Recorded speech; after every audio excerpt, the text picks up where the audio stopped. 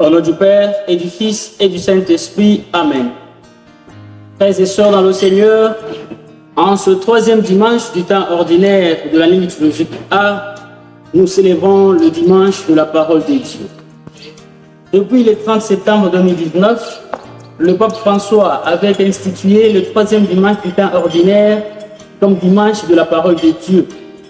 En effet, tous les baptisés et les communautés chrétiennes sont invités à prolonger ce jour par un approfondissement renouvelé de l'Écriture sainte où Dieu ne cesse de dialoguer avec son peuple. Nous sommes encouragés à ressentir l'urgence de se renouveler à travers la familiarité et l'étude de l'Écriture sainte. Ce qui nous amène à méditer sur le thème appelé à devenir des messagers de la parole de Dieu. Dans l'Évangile, selon Saint Matthieu, chapitre 4, versets 12 à 23, Saint Matthieu nous présente Jésus qui commence son ministère public en appelant les gens à la conversion, car le royaume de Dieu est tout proche. Matthieu 4, 17. Tel est le centre de la prédication de Jésus, le règne de Dieu.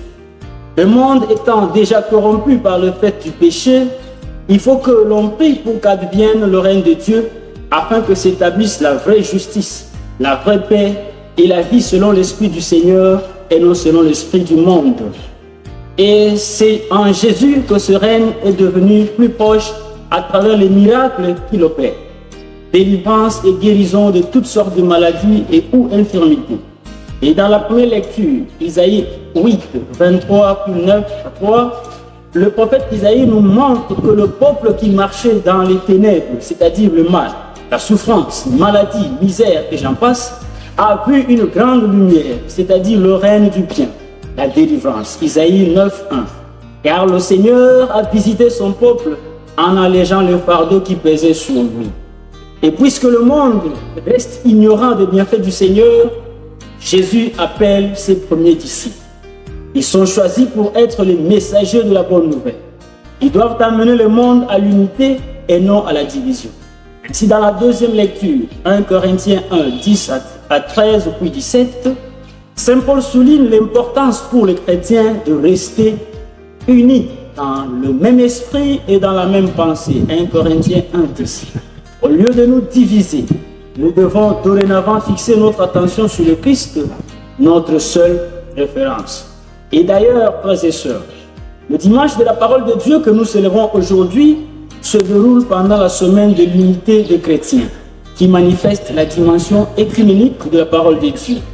Le pape François dit « L'Écriture sainte indique à ceux et celles qui se mettent à l'écoute le chemin à suivre pour parvenir à une unité authentique et solide. » Oui, frères et sœurs, Dieu continue à nous parler à travers la Bible, qui est moins un simple récit des événements du passé, mais une parole d'actualité, agissante au présent, une parole de vie qui édifie et sanctifie.